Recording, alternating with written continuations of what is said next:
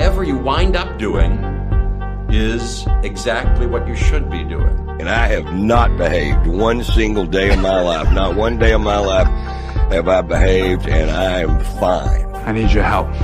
I can't tell you what it is. You can never ask me about it later, and we're going to hurt some people. Whose car are we going to take?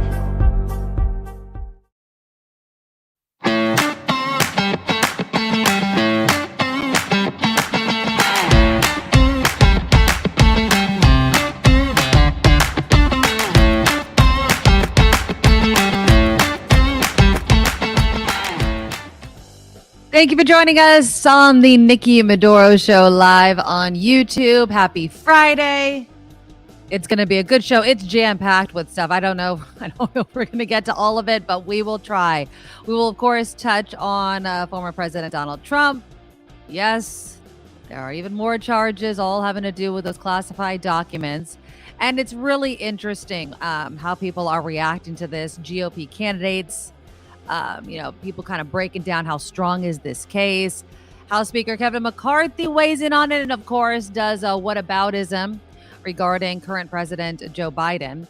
I have to giggle with you guys over the exchange that happened last month, like about a month, a little more than a month ago.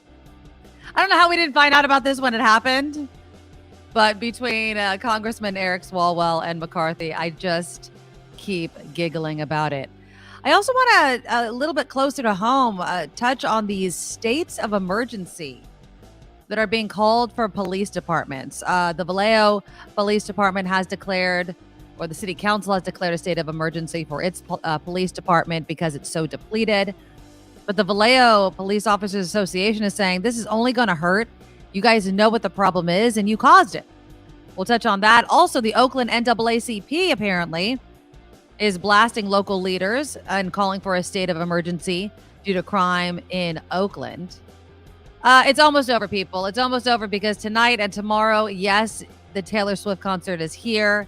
Do you know that in Seattle, it actually caused an earthquake during the concert? So we'll talk about that. And it's getting a little nuts. I know I've been talking about it a lot, so we're not going to talk too much about it. But the Santa Clara, or the Swiftie police, is getting in on it. San Jose International Airport employees are getting in on it. It's a bit crazy. Randy Meisner, one of the founding members of the Eagles, has died at the age of 77. He was part of the band for Eagles, Desperado. I like the Eagles.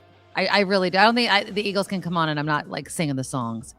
More details coming out about Sinéad O'Connor, what she told her children to do when they find out that she has passed away and died.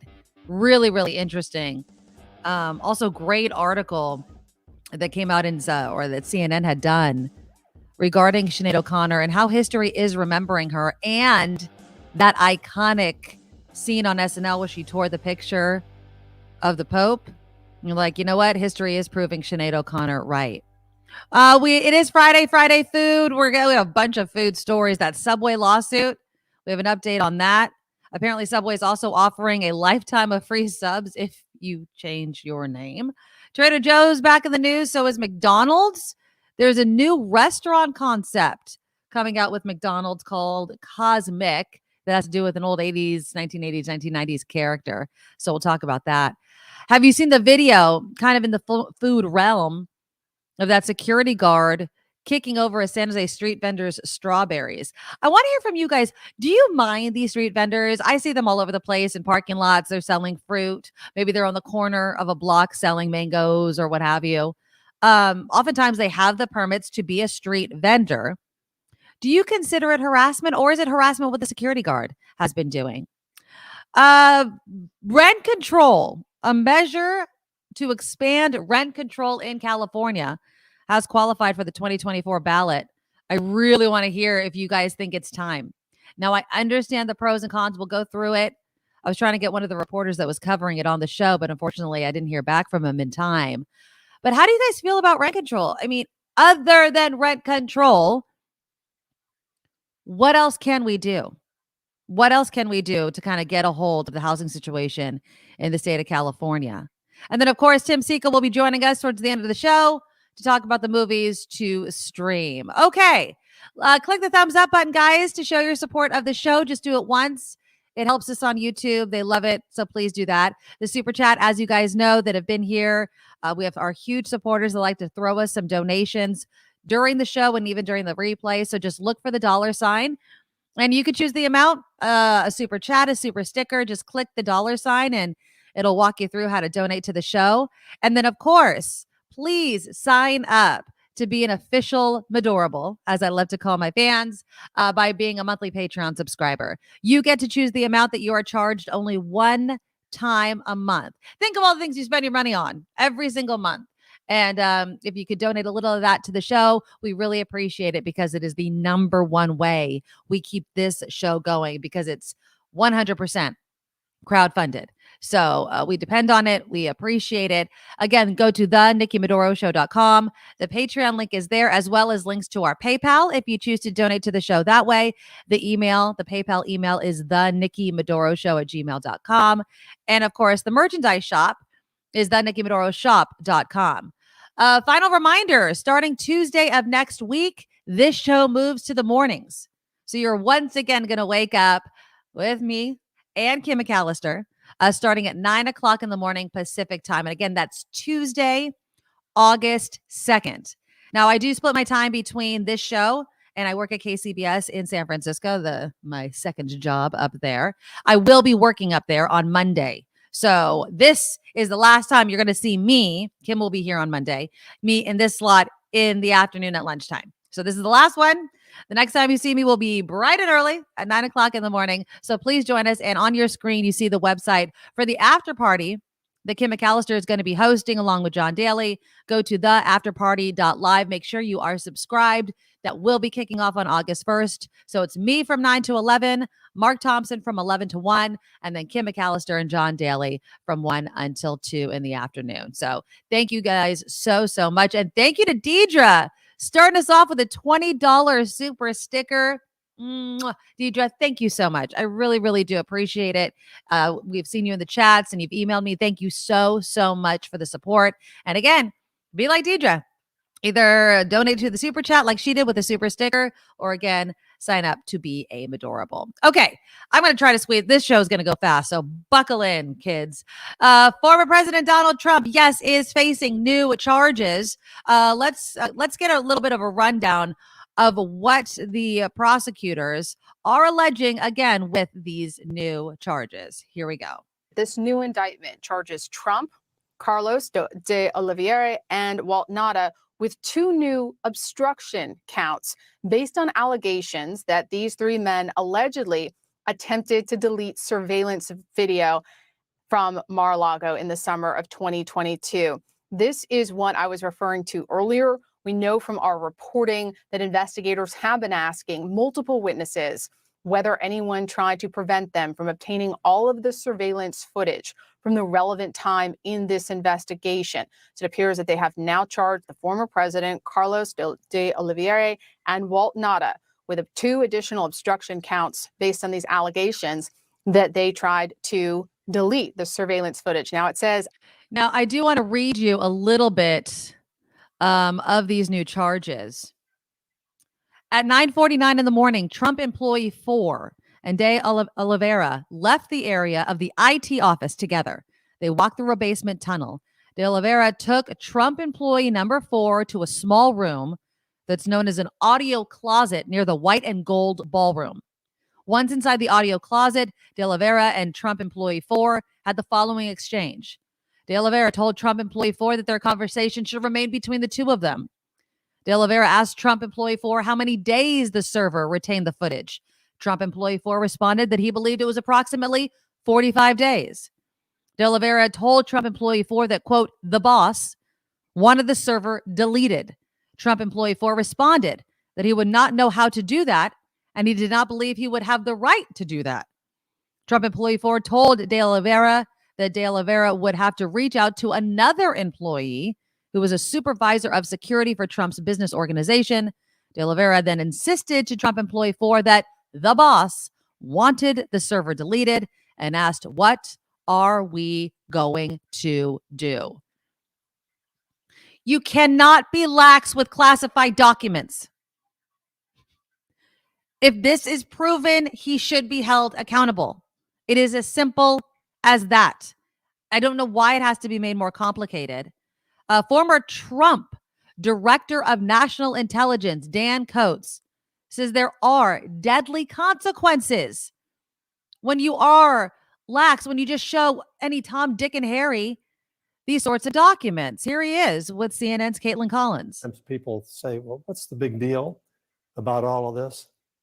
If you walk into the lobby of the CIA and look to the right wall, you see a bunch of stars.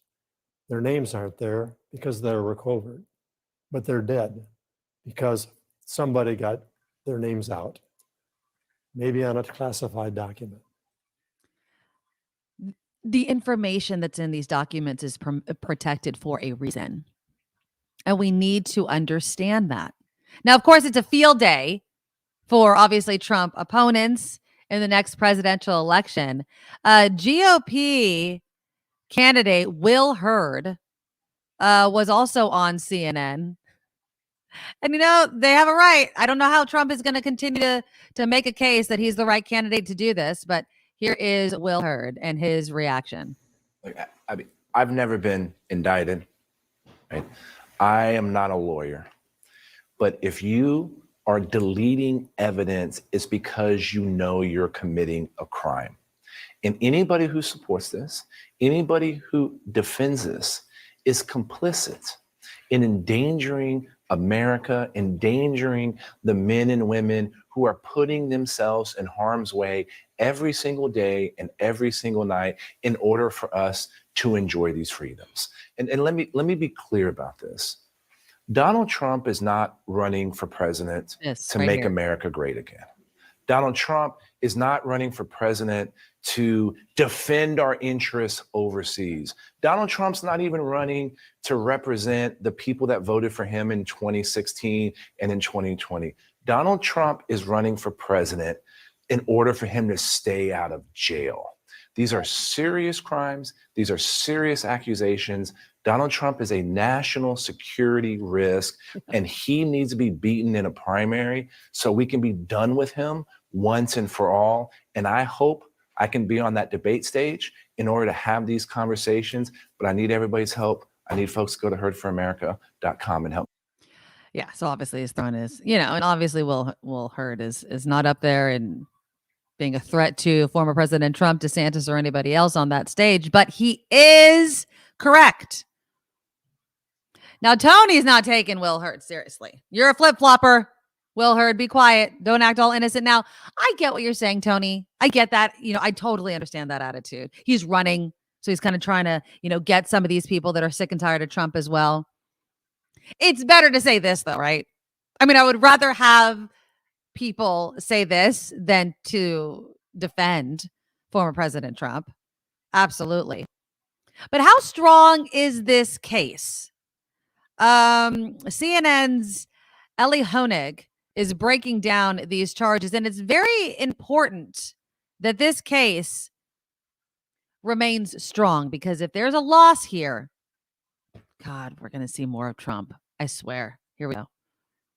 Really important distinction to draw here. If you take everything in the indictment as gospel, if prosecutors prove everything and they're beyond a reasonable doubt, this is an overwhelming open and shut case.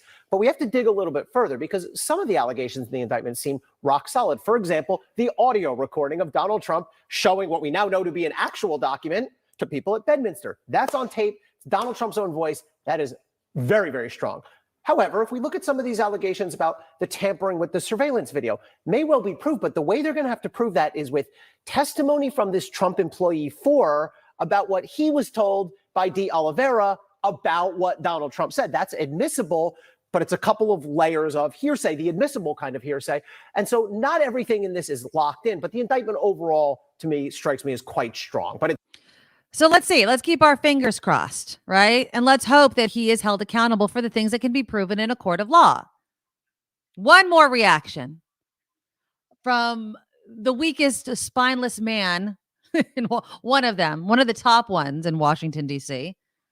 And that, of course, is none other than asshat himself, Kevin McCarthy, who is debating Manu Raju. Okay, CNN's Manu Raju is just trying to get Kevin McCarthy to talk about the new charges against former President Trump. McCarthy doesn't want to hear it. Now, you guys are going to have to listen closely. Turn up your radios or your phones or your computers or whatever, because this is kind of one of those in the hallway interviews. But basically what McCarthy is saying is, don't focus at Trump over here with the little classified documents, January 6th, everything's so current. Let's go all the way back to what Biden's accused of. No indictments, no charges, nothing at the level of current president or former President Trump. And again, I will maintain, and I always say this, if there's evidence, put it out there. If there's enough to bring charges, then bring them. But we're not there yet, McCarthy. But oh my God, he just kisses Trump's ass all the time. You've had it since the Senate. You cannot leave the room any document. If I ever had a document, that would be beyond obstruction, because I know I can't take that document out of the Schiff. But he's not talking about Trump. He's not talking about Trump. The word Trump will not come out of this guy's mouth. So he is a president. When he was a senator, he took a document. How many years is that? And there's been no prosecution.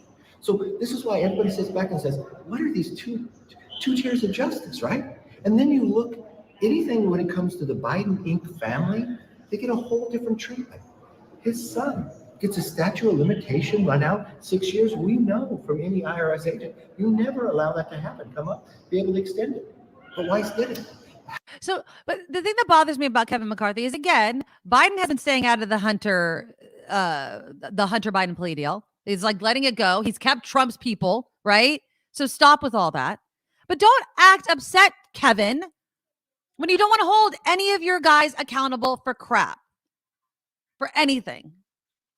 So that brings me to my favorite thing that I've been watching over and over, or reading over and over and over again for the last less than 24 hours. But I was walking around yesterday and I kept having this image of this scene in my head, and I just kept cracking up. So last month, I think it was June 21st. Yes, June 21st was the day that Republicans voted to censure Congressman Adam Schiff. Okay. And, it's ridiculous. They're just looking, to distract, to literally distract. Here is the scene of what happened after Kevin McCarthy kind of had that vote to censure Adam Schiff and how upset the Democrats were. So here we go. The yeas are 213 and the nays are 209. With 6 answering present, the resolution adopted. Without objection, the motion to consider is laid on the table. So they're just yelling, shame, shame. I'll wait. So I'm going to fast forward it a little bit. They keep shaming. And anyways, like right around, where is it? Right around here.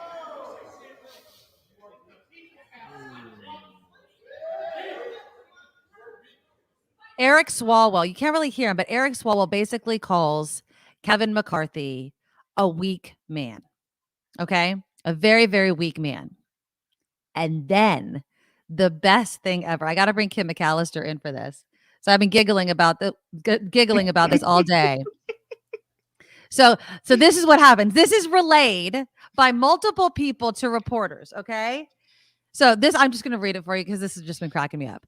Another member who witnessed, so they see each other in the hallway after this whole shaming, you're a weak man thing. Okay. Another member who witnessed the exchange provided more context. They were in each other's faces. Eric Swalwell, the congressman who called McCarthy a weak man on the floor, and Kevin McCarthy. They're basically nose to nose. And Swalwell said something like, are we really going to do this? And after some back and forth, with chests puffed out, McCarthy issued a challenge to Swalwell. Mind you, let me just add, Eric Swalwell, he's like our age, Kim, like he's a young guy. I don't know how old McCarthy is, but he's a slime ball, so I'm just going to say he's old. Okay.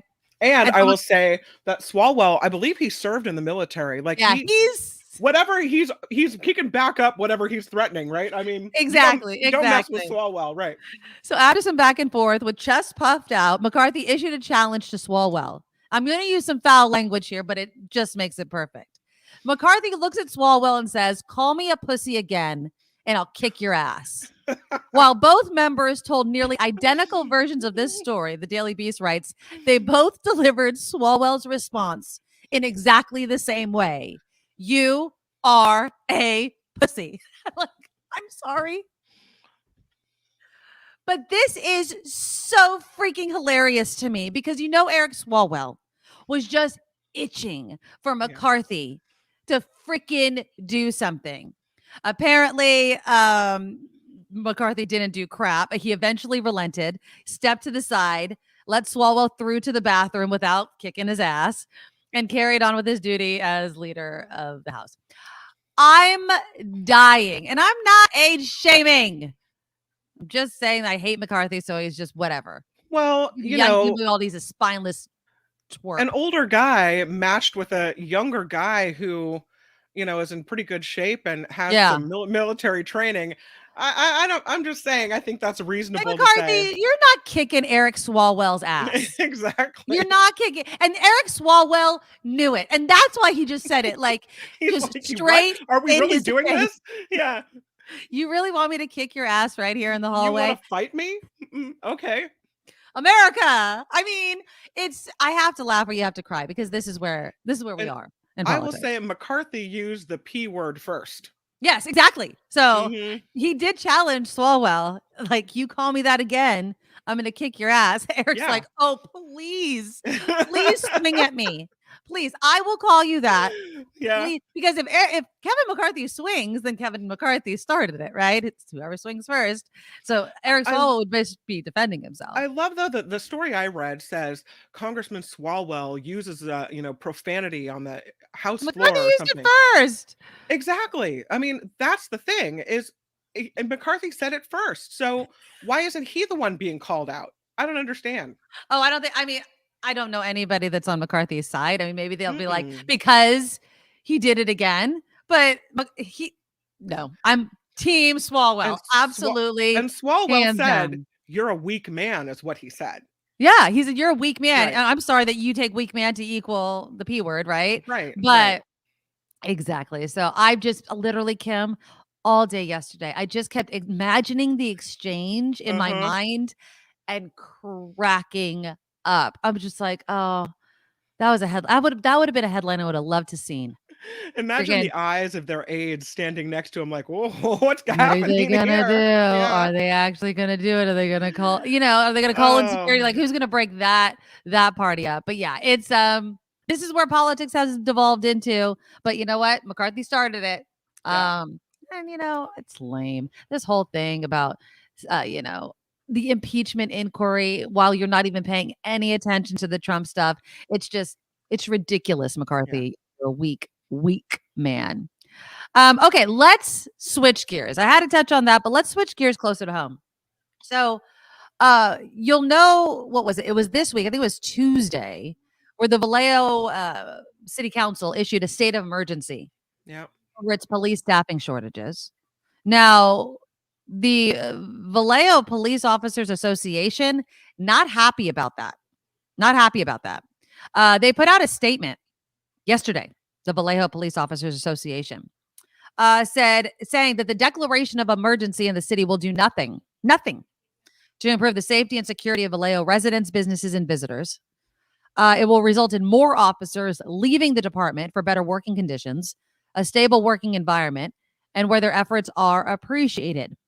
They say this quote-unquote emergency created by the city council and are directly attributable to the council's refusal to adopt a reasonable bilateral labor agreement that fairly compensates Vallejo police officers. They make like somewhere in the 80K a year, Vallejo police officers.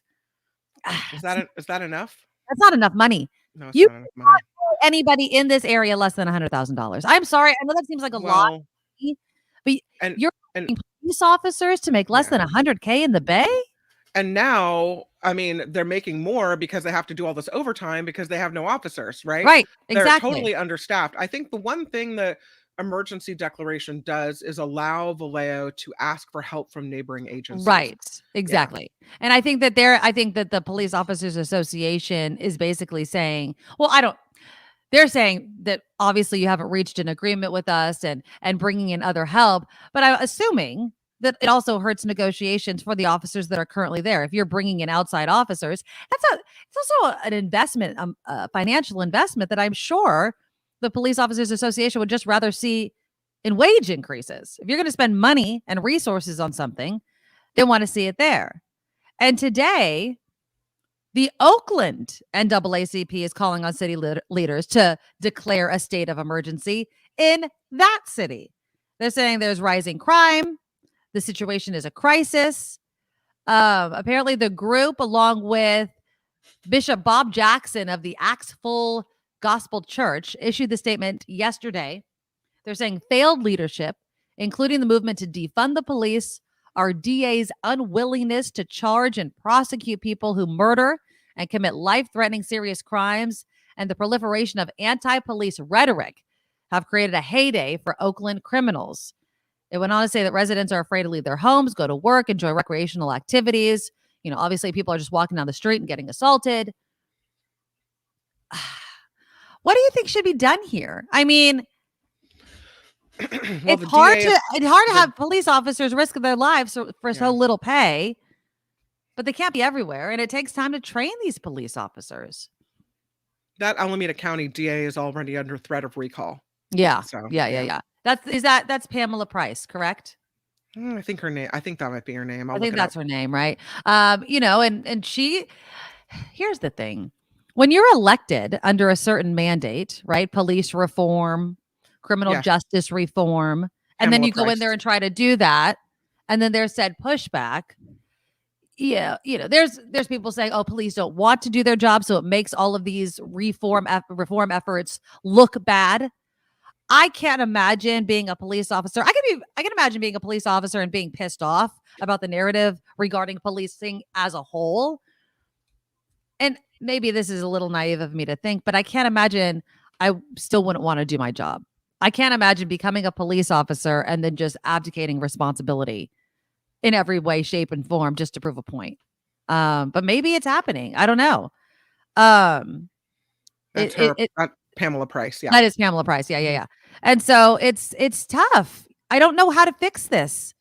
Maybe the state of emergency in Vallejo, and maybe if it happens in Oakland, will work. But we have to support our good cops. We need our cops to, obviously help change the face of policing in cities that have been caught. I mean, that whole texting, that the police texting scandal. Antioch. That's Antioch. That does not help. It doesn't help. They want to throw out every single cop, it seems like. And we're talking dozens. How do you police a city and at the same time get rid of so many officers? I don't get it. I really don't get it. Calvin makes a good point. Police officers' salaries are very good. They might need help with housing down payment or in a city where they work. I don't think $80,000 in Vallejo is good money. I don't. I don't know what the average price of a home in Vallejo is, but I would say you need to pay cops at least $100K. Yeah. This is just me. And I do agree with the housing assistance. I think that if you are, I don't want to use the word essential because that just brings up all the COVID stuff. But I think that if you're a teacher, if you're a firefighter, if you're a police officer, all these sorts of jobs that are vital like that, you should get some sort of, I don't know, interest rate break, something on housing so you can afford to buy a home where you live. I would even say maybe a property tax break. Something. They got to do something. So, and in the city in which they work, and it's tied to staying in the city where you work. I don't want to spend all this money training police officers so they up and leave, in a couple of years and take all that skill and training to another area. I think it's absolutely ridiculous, but we have to do something about it. Wow. Perry Joe says Red Bluff police start at $45,000. Well, how expensive is it to live in Red Bluff? I don't know. I'm asking. And there needs to be some sort of, and we're going to talk in the second part of the show about rent control in California. It's not feasible. It's not feasible to pay people so little and expect them to stay in high cost of living areas. We need to figure it out. We need to figure out how to keep these men and women in these cities doing the jobs we want them to do. And if it's not rent control, then what is it? Is it a tax break? Is it just straight up special housing for them? I don't know, but they need to be able to stay. We want these people to stay. Okay, so let me know in the comments what you think. And again, we'll talk in the second part of the show about rent control. I do want to show this just because it's funny. We're talking about policing, and I guess they're having a good time with the whole darn thing. Show this. Let me show this picture really quickly. And I get it. I'm not going to talk about it very much anymore. So it's my last day of doing it. Look at that patch right there. Swiftie Clara. That's cute.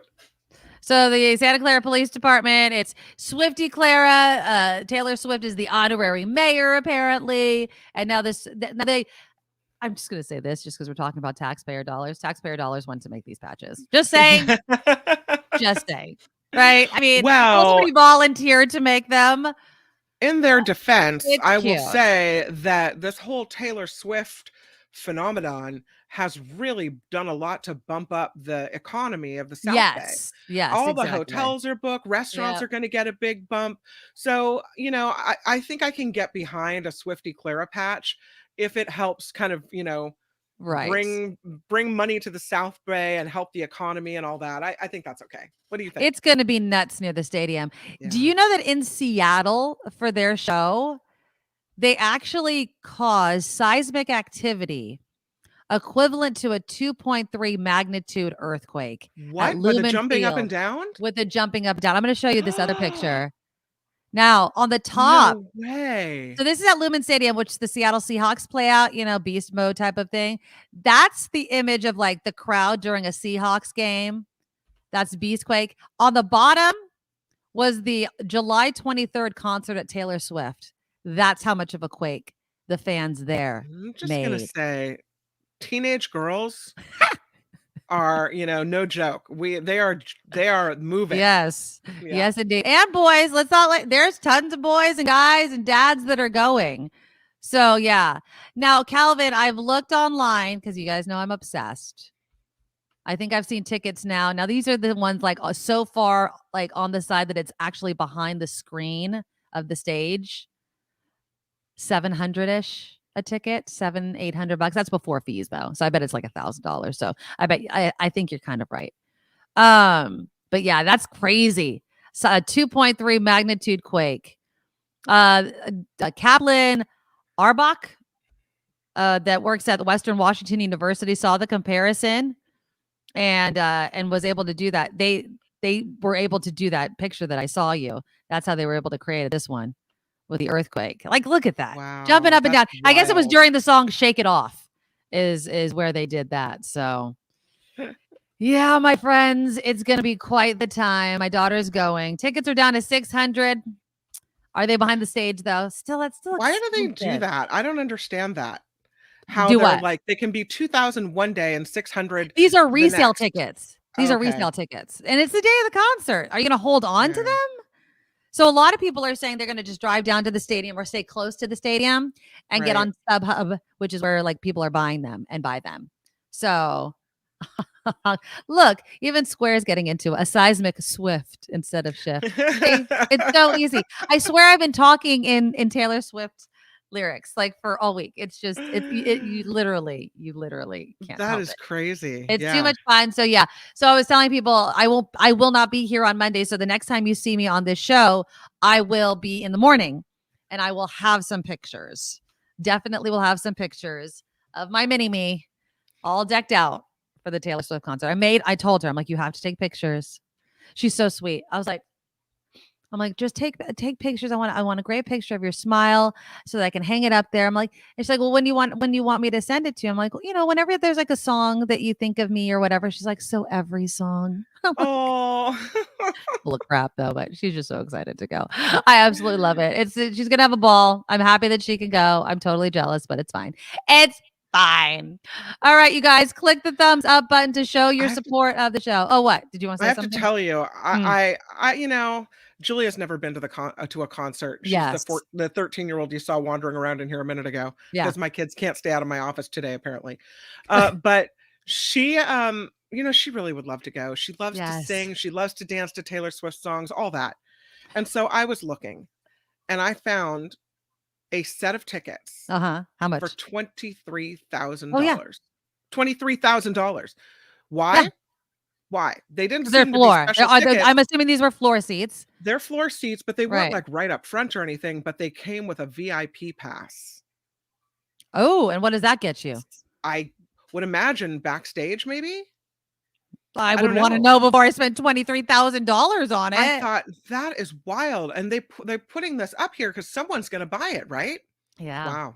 Do you see how Kim's changed? Remember, she was, I'm never buying concert tickets ever again for the rest of my life because I used to work at radio stations. Well, you know, I've bought into the Marley Swifties. Yes, I'm telling you, I have been like, I've entered every sweepstakes. I've done it all. And, you know, I was able, thank you. And we mentioned this yesterday. Thank you to Murphy, who's a huge supporter of the show, for getting my daughter a ticket. I really, really do appreciate it. And yeah, she was so generous, so very generous. Murphy, I love you. I think she's out of town, so I don't think she's actually watching the show. But yeah, absolutely amazing. I'm so happy my daughter can go. Still very, very jealous. But I'm going to have a great day. I'm going to have a Mama Sunday with my son today. We're going to do Barbie and Haunted Mansion. And so I can't. Tim Sika is going to join us at the end of the show. I know that he was not able to see Haunted Mansion, and I know that he already gave his review of Barbie, but that's what I'm doing. I'm going to do a double feature. We're going to watch Barbie, and then we're going to have dinner, and then we're going to go watch Haunted Mansion. So fun. That's yeah. My son he was actually pretty stoked to go see Barbie with me. I'm like, I want to go see it. He's like, done. I was like, sweet. He's just the best kid ever. So that's what we're going to do. Instead of going to see Taylor Swift. Okay, I'm just going to get over it. All right, we're going to talk a bunch of food. I do have actually some other music stories to do as well. It is Friday food. My food is not here. So I have something. I have a bunch of food stories, and I have something I'm going to try on air with you guys. It's not the food that I wanted, but I have something I'm going to try on air. It's just different. I'll tell you if I like it. And Amy loved Barbie. Awesome. So I've got the Subway tuna fish lawsuit. Do you have the update on that, Kim, in your news? The what now? Remember the Subway tuna fish lawsuit? I don't have that in my news. Okay, I will have that as part of our Friday food segment. There's a bunch of food stories that we're going to talk. Trader Joe's is back in the news. Something else has been found. McDonald's is going to be trying out a different type of restaurant concept. We'll talk about that. And then I want to talk a little bit also in this section about street vendors that sell, the fruit in parking lots and stuff, because at the San Jose Home Depot, a security guard was fired for kicking over a street vendor's baskets of strawberries. I want you guys to tell me, do you mind these guys and women also selling the food in parking lots, asking you if you want to buy fresh fruit? Are you siding kind of with the security guard? Like, you're not supposed to be here to do this. That at least was his belief. Let me know in the comments, because we'll talk about that as well. We have a big show coming up. This is the Nikki Medoro Show. Now, from around the world to up your street, the Nikki Medoro Show presents News Czar Kim McAllister. Well, you know where we're starting. I'll tell you what. Yeah, this is, of course, former President Trump, who is now accusing the Department of Justice of intimidation. In a radio interview today, Trump claimed the DOJ got his employees to make up lies about him. The added charge of willful retention of national defense information and 2 additional obstruction counts against the former president. What prompted this? He was also asked on a show today whether he could run for president from prison, to which he said, yes. The Alabama woman who falsely claimed that she was kidnapped could face up to 2 years in jail. That's a big sentence. Carly Russell is charged with 1 count of false reporting to law enforcement authorities and 1 count of falsely reporting an incident. Russell admitted this week she made up the story about seeing a toddler on the side of the road and then faked being kidnapped. It's it. That's over. Party over for the incandescent light bulb. That's it. The incandescent light bulb will be illegal to sell beginning on Tuesday. That's it. A new law goes into effect that allows stores to sell only LED lights. The Department of Energy claims LED lights provide more light and use less energy while lasting longer than incandescent light bulbs. So you will no longer be able to buy them if people follow the law come Tuesday. Do you still buy incandescent light bulbs, or did you stop that a long time ago? I stopped that a long time ago. They're not as efficient. Yeah. And they're hard to find, I mean, because they were phasing them out. I'm looking at, and people that like that shape, they make them in LEDs. So I don't understand why people were holding on to these damn things so hard anyway. So I don't either. They don't last as long as LEDs, the incandescent ones. No more. I like that picture though, how it floats right in between. I know, right? It's like, oh. Yeah. The city of San Diego is putting up new bans, new bans on homeless camps on public property. It goes into effect on Saturday. So this is the city of San Diego. Again, the homeless camps will be banned near schools, parks, waterways, shelters, public transit, and all other public areas when shelter space is available. The Voice of San Diego saying police will start enforcement near schools and parks this weekend. So this is a picture of San Francisco, but the ban on homeless camps on public property is in San Diego. Speaking of homeless encampments, the Sacramento City Council is considering plans to open hundreds of additional tents at sanctioned homeless campsites. So Tuesday, the council is set to vote to direct City Manager Howard Chan to open hundreds of new safe ground spots as quickly as possible. Mayor Darnell Steinberg says the city is under pressure to clear more homeless encampments. He believes the most effective way to help the unsheltered is through these safe ground sites, which provide the homeless with bathrooms, showers, clean drinking water, and other services as well. So Facebook users have less than 1 month left to apply for their share of a $725 million settlement because of privacy violations. It is the largest class action of its kind centered around the Cambridge Analytica scandal. The law firm that brought the class action suit sued over Facebook's role in improper data sharing with a consultancy firm used by Donald Trump's 2016 presidential campaign. Anyone who had an active Facebook account between May of 2007 and December of 2022 should visit Facebook User Privacy Settlement. That's facebookuserprivacysettlement.com to sign up and receive a payment. The Cambridge Analytica scandal cost Meta, Facebook's parent company, a lot more money. The Federal Trade Commission and Securities Exchange Commission fined the company $5.1 billion on top of that settlement. Okay, let's move to, you guessed it, Taylor Swift. Yay! It is Taylor Swift Eve. Here it is. And Swifties descending to the Bay Area ahead of this, let's say, much anticipated Eras tour. The stops in Santa Clara. Sacramento resident and my friend Julie Ryan and her 2 daughters say they have been waiting months for this sold out show. Very excited. Actually, my girls are excited beyond. Oh, it's hard to hear her. I'm sorry. I can tell you, they've been waiting since December for this. We're all very, very excited. Looking forward to it. I'll try to play it again. I'm very excited. Actually, my girls are excited beyond explanation. I mean, I can't even tell you. They've been waiting since December for this. We're all very, very excited. Looking forward to it. Yeah. Again, that's Julie Ryan. So that's exciting. Taylor Swift performing Friday and Saturday night at Levi's Stadium before she heads to Southern California for a few more concerts. Fans are not allowed to tailgate, according to the venue, which has become a trend for fans without tickets to park and listen to the concert from outside. The venue did reverse course to allow friendship bracelets, which is also part of the whole Eras tour culture. Fans make and exchange bracelets at the shows to connect to other fans. Santa Clara Police Department warning of increased foot and vehicle traffic in the area near the stadium starting as early as 1 this afternoon. Yeah. 11 tonight when the concert is expected to end. Nearly 60,000 people are expected at each of the Levi's Stadium shows. It's going to be a madhouse. I'm so glad that, that Marley gets to experience, but I'm not going to be facing that traffic. That's going to be ridiculous. It's going to be packed in there. Yes, it is, of course, as Nikki said, Barbenheimer weekend. Greta Gerwig's Barbie is expected to break the $700 million mark worldwide by Sunday. $700 million for Barbie. I'll be part of that. There you go. Christopher Nolan's Oppenheimer won't be far behind, with projections reaching the $500 million milestone by Sunday. So people flocking back to the movies to see these two big time. This show is crowdfunded, which means we rely on you. You can find us at thenikkimedoroshow.com, Patreon link, PayPal link up there. Also the links to the podcast up there if you're interested in listening to the show that way. Maybe you're in your car, you just want to pretend like it's the olden days of radio. You can find us there as well. And of course, Super Chat is live. I'm Kim McAllister, and this is the Nikki Medoro Show. Thank you, Kim. Bye-bye, Taylor.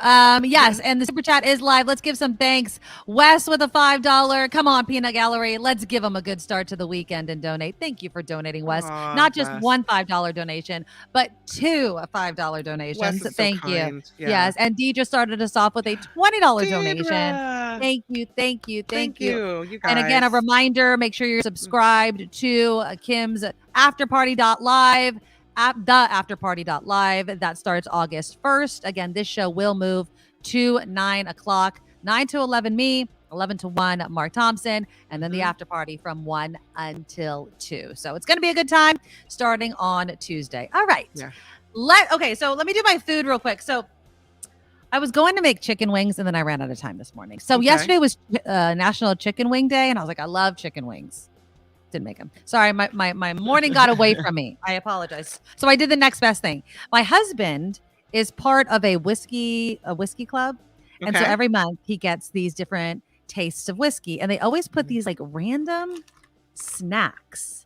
And I was like, oh, this will be perfect because yesterday was National Chicken Wing Day. Today is National Milk Chocolate Day. And I was like, what? Oh. Have you ever heard of Flock? Flock. Never heard of it. Never heard of it. Okay. Okay. What's in the bag? Now, I don't know if this is going to gross you out. See, this is what I also wanted to do. You want to gross me out? Oh, your mic is cutting out for a second. Can you hear me now? Yeah. Okay. It's chicken chips. Oh.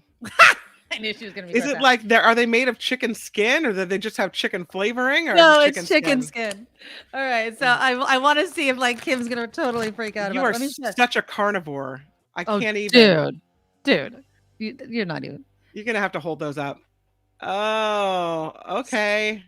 Chicken skin chips. All right. So So it has this whole bag, and it's small. Yeah. 180 calories, which is a lot because it's skin. So it's just how much protein in that bag, though? Probably a lot. 13 grams. Yeah. The total fat, though, 14 grams of fat because it's just chicken skin. I will tell you this: chicken wings, because I was actually thinking about this. Chicken wings, not a lot of meat. They are delicious, very high in calorie. I think it's 1,000 calories for 6 wings because of all that skin. All right. So this also has flavoring. It's chicken skin, culinary seasonings, and that's all it is. All right, here we go. That was a really good crunch. Mm-hmm. Oh, they're bomb. Yeah. How has that like chicharrones? You know, the pork skin, crackling type of stuff. You like the chicken skin chips? I like the skin of I can't even believe. I can't. It does sound awful. I like to eat the skin. If any Puerto Ricans are out there, they know a pernil. It's a pork shoulder, and it comes with a thick layer of skin that when you make it, like crisps up and is crunchy, and that's what chicharrón is. But it is just the skin that gets it's a Puerto Rican dish. It's a Puerto Rican dish. Would you go buy those chicken skin chips? These are good, actually. I shouldn't eat this whole bag though. Calvin wants to know if they're spicy. They're not spicy. They're just seasoned. It's not spicy. I mean, this is original flavor. I'm assuming they have other flavors. Sandy wants to know if they're how many carbs. No carbs. So 180 calories, 0 carbs, 0 sugar, 13 grams of protein. Like keto people eat this stuff. Yeah. You know what I mean? So yeah. It has a great crunch. Yeah, pretty good. All right. Let me get to all my food stories though. All right. Okay. So let's start off with the Subway lawsuit. You guys remember this California woman sued because she disputed that the 100% tuna assertions by Subway were false. She said that because she said that she was pregnant and that it not being 100% tuna would be bad for her health-wise. Apparently, her lawsuit has been kicked out, and it was with prejudice, which means she cannot file another complaint based on the same claims against Subway. So her claim was that the chicken or the tuna sandwich wasn't really all tuna. False Right. advertising? Yes, Okay. so false advertising. And she sued, and it was a lot of questions because remember when it was coming out that Subway bread had so much sugar in it that you couldn't even consider it bread. It was like a dessert. It was cake or something like that. So Subway didn't need any of this, but apparently they maintain that their Subway serves 100% real wild caught tuna. They say the lawsuit and the plaintiff's meritless claims, which have always lacked supporting evidence, resulted in the spread of harmful misinformation and caused damage to Subway franchisees and the brand. We're pleased with the court's decision to dismiss this case. So Subway, if you like to, I don't like tuna, which is really funny. I think that cooked tuna, I love raw tuna, sushi. That is one of my favorites. I feel like, and you guys can disagree because I know a lot of you like cooked tuna. I think it's cat food. Like it looks like cat food. I think it smells like cat food. I am not eating that. Now I like Subway though. I eat Subway. I had Subway last night for dinner. Because I will eat. I'm kind of picky, and I will have like a tuna melt at a restaurant or something. Okay, yeah, tuna melt's good. Yeah, I'll go for that. Yeah, yeah. But Subway apparently wants to flip the headlines because they are offering you, Kim McAllister, a lifetime of free subs, and all you have to do is change your name. To what? Subway. Subway McAllister? Subway McAllister, yeah. The competition starts August 1st through the 4th. You have to go to subwaynamechange.com. You'll be asked to commit to legally changing your name to Subway, and one lucky winner will earn free sandwiches and assume that iconic new identity. Here's my question, though.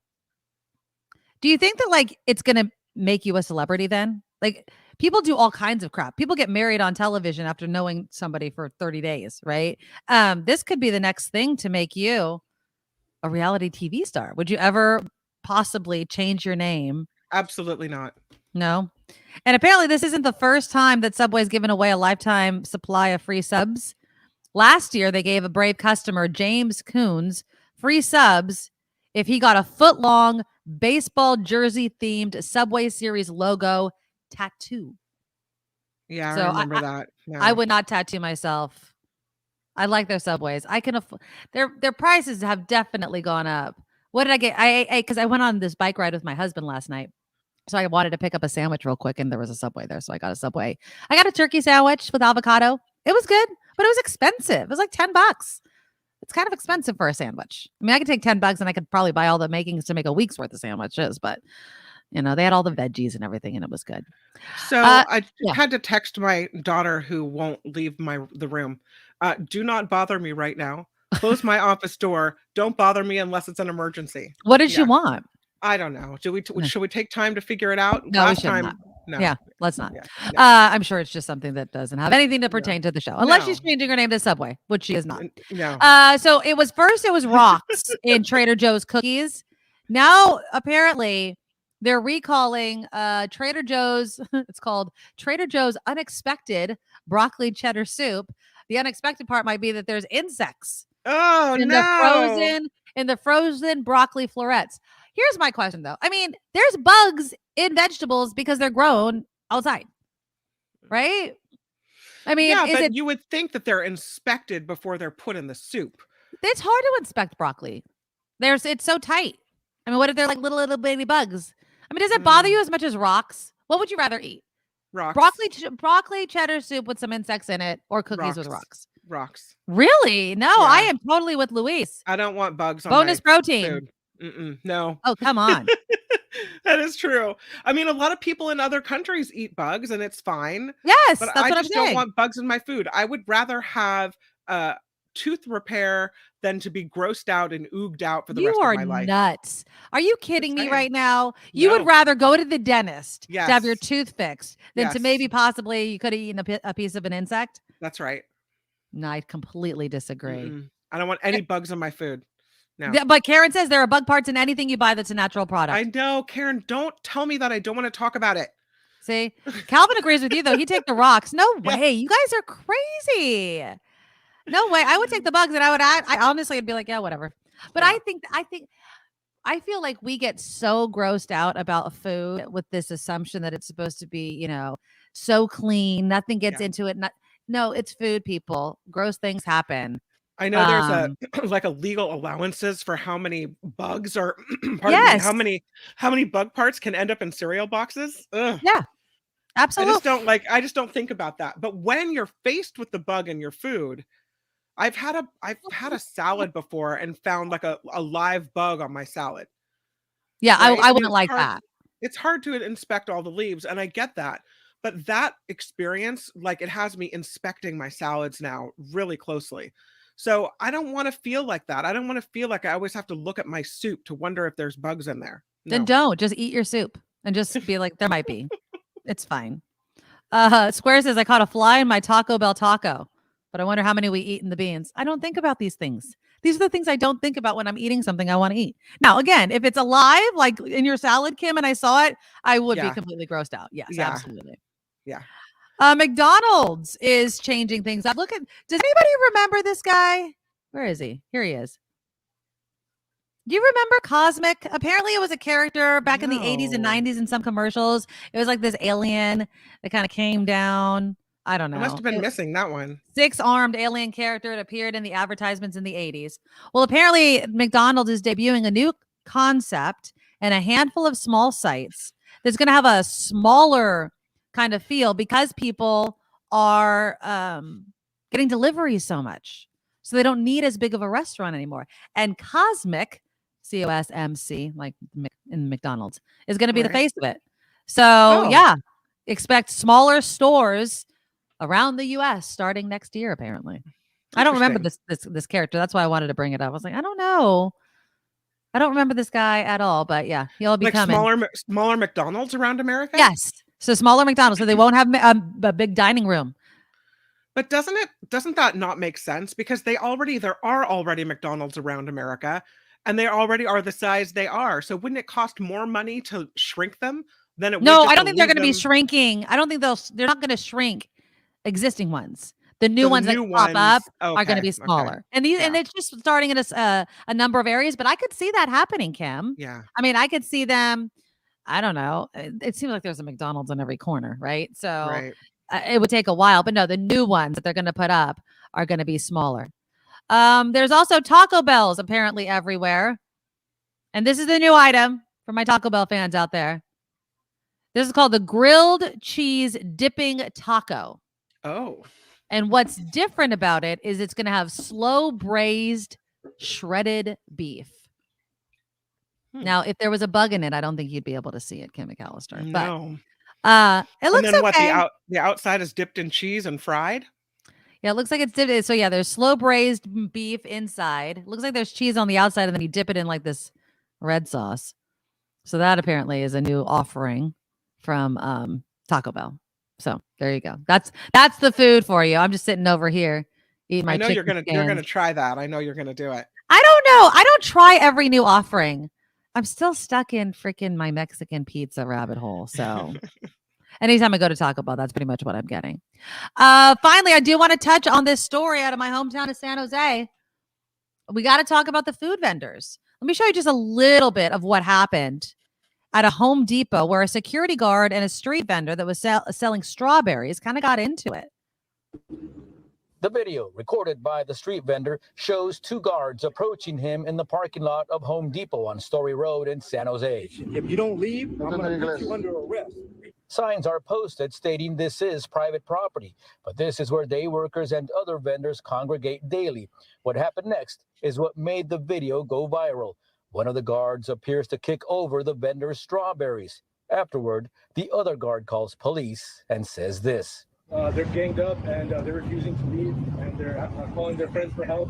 The guard also tells the dispatcher the vendor and his friend could have hidden weapons. These two security guards, not only kicking the fruit down to the floor was unacceptable, but just the taunting, the false accusations, could have gotten not only the street vendor hurt, but the day laborers. Eddie Enamorado is a national street vendor advocate who posts videos on TikTok and Instagram of street vendors when he feels they're being harassed. Most of those videos go viral. It's sad. It's a sad thing, but it's a normal thing that happens. We reached out to Home Depot and San Jose police. In a statement, Home Depot today said, we contacted our third-party security company and the people in the video no longer work with us. Okay, so it's a third party. It's not through Home Depot. Obviously, they contract out their security, which most of these places do. I mean, who's in the right and who's in the wrong here? It is private property, so maybe the security guard was feeling it was within his right to tell them to move along. On the other hand, like, what are these guys harming? What does it matter that they're selling strawberries? I experience this on the daily. Right? I go to the grocery store, I go to Home Depot, I'm in one of those parking lots. There's someone selling mangoes or strawberries, and they go up to, they ask me, do I want any? I say, no, thank you. And I keep walking. That's it. They're not running after me or doing anything like that. Do you think it is harassment just them being there? Or do you think it's harassment what the security guard did? I think that I can understand why the security guard doesn't want just randoms laying around the parking lot. One could say that it's unsafe, and that's not where they're meant to be. However, I feel like anytime you use cruelty like that, you're in the wrong. Yeah. So you don't kick over people's wares that they're selling. You don't hurt people. You don't degrade people because you have power over them. You don't do that. And so I have to side with the vendors in this case because I think that they were targeted and they were the victims of cruelty. Yeah. Kay writes in, I don't like the people trying to get you to buy something or sign something at grocery stores. I don't like that either. Sandy says, I don't like that either. I avoid them too. I'm sure they think I'm rude, but I don't care. Yeah. You know, and I get like you just want to go to the grocery store. You don't want to have to tell people that you don't want to buy anything. You know, nobody seems to mind, even though they get permission, obviously, but nobody minds the Girl Scouts, right? Selling Girl Scout cookies in front of stores. And there's definitely a point of the season, Girl Scout cookie season, where I'm like, ugh, I already have cookies. I don't want to tell these girls no. Because I feel like people feel bad when they have to turn people down. But you don't have to be rude about it. Again, I always just go, no, thank you. And I go, and then just move on. Yeah. John's like, yeah, kicking the fruit was a total D move, throwing his weight around. And it did seem, and I'm not going to make an assumption, but it looked like one of them may have been able to speak Spanish since he knew what they were saying, maybe calling people and asking for help. People are trying to make ends meet. That's true. You're damned if you do and you're damned if you don't, right? Like they're just trying to make a living. They're probably selling pretty good fruit. I mean, I would imagine I should probably buy it from them because they may have it in at the farm where it was just picked from, right? So it doesn't hurt anybody. And some of them, they get like grapefruit. I love mango. I love all of those things. What I understand is a lot of people that you see selling fruit on the side of the road. And in my community, there's at a major intersection, someone selling flowers every day. And sometimes they have fruit there as well. Right. But I understand that they work for people that overwork them. Like they make them stand out there in the sun. It's kind of like those magazine sellers, you know, where it's a really hard job and they are facing all kinds of pressure if they don't sell enough and they have to stay out there until it's all sold. And so it's totally being exploited. I always look at them with like, they're having a rough go of it. And while I don't necessarily like that they're at a major intersection and causing some traffic and people having to pull over to buy stuff and, you know, whatever, I don't love that part of it, but I always try to look at it with sympathy. And I think, would I want to be out there selling fruit on the side of the roadway? I wouldn't. And so I have to give it to them for doing whatever they can do to support themselves. Exactly. It's expensive to live around here. I mean, think about how many people they may be supporting. You know, we hear all the time people sending money back home, all of those sorts of things. It's just, Louise says, I hate the 5 million bacon dog vendors and bootleg t-shirt sellers after every concert and sporting event that makes it hard to navigate with 30,000 to 60,000 people trying to get to their cars and shuttles. I get it, but those hot dogs smell damn good. I will tell you that. I actually prefer the hot dogs over the t-shirts. Those t-shirts are a racket. They always like fade after like 2 washes or something like that. So, all right. Speaking about trying to make ends meet in an area as expensive as the Bay Area, in 2024, next year, California voters will get to decide on a measure allowing cities to expand rent control. It has been tried 2 other times and failed. Is the third time a charm? Do we need to do something like rent control here in California? How else can we make it affordable? I want you guys to tell me, if not rent control or expanding rent control in certain areas, then what? Then what? Let me know in the comments during Kim's news, because I don't know. I understand the pros and cons, and I'll lay them out for you of rent control. But if not rent control, then what? That's coming up right after Kim's news. Now, from around the world to up your street, the Nikki Medoro Show presents News Czar Kim McAllister. Well, California is supporting states with laws that ban guns in certain protected spaces like schools and libraries. So Attorney General Rob Bonta is joining with 17 other attorneys general in filing a brief in support of a New Jersey law which prohibits carrying firearms in bars, airports, places of worship, among others. Bonta says nobody should have to fear gun violence while at work, while at school, or while in prayer. The coalition supports New Jersey in its effort to overturn a district court decision now being appealed to the Third Circuit. Other places where guns would be banned include sites of demonstrations and events, zoos, parks, beaches, and stadiums. So we'll see how that goes. But again, 17 attorneys general now trying to support New Jersey in this effort. Striking hotel workers in California are asking Taylor Swift to postpone her upcoming shows at SoFi Stadium. I don't think she's going to postpone. Members of Unite Here Local 11 had an open letter to Swift published in the LA Times Thursday. It says, with her coming to town next week, hotels will be doubling and tripling room rates and adding fees, but housekeepers and other employees will see none of that revenue. They want Swift to wait to come to LA until hotel workers are paid a living wage. Hotel employees have been striking for better pay and benefits since the start of the month. A lot of people with those tickets, and I don't necessarily think Taylor Swift is going to cancel on all of her fans. I don't know about that. And this is what you were just talking about, really, Nikki. California voters having a say in whether cities can expand rent control measures. If approved by voters in November of 2024, the Justice for Renters initiative would repeal a major restriction on rent control. So backers of this are saying a yes vote would allow cities to cap rents on more types of homes. It's the third time a similar initiative has appeared on the ballot. The 2 previous went down to defeat. So we'll see how this one does. California's snowpack is expected to last well into the summer. In a typical year, most, if not all, of the snow in the Sierra Nevadas would be melted by now. But according to the UC Berkeley Central Sierra Snow Lab, just a week ago, the snowpack in the south and central parts of the Sierras was at 1,000% of the average for this time of year. As the weather heats up and direct sunlight melts the remaining snow, some dangers become real concerns. Hikers could experience hidden water flows, crevasses, and even avalanches in the backcountry. Most of this year's snow should be melted by the end of August, which means rivers, creeks, and streams will flow at above average levels, and then lakes will remain near capacity as well. The Central Coast getting more money to keep communities safe from wildfires. It's thanks to the state investing in 96 prevention projects. Monterey and Santa Cruz counties are working on 7 of those and will fund them with nearly $5 million. They focus on clearing overgrown vegetation and increasing defenses around homes.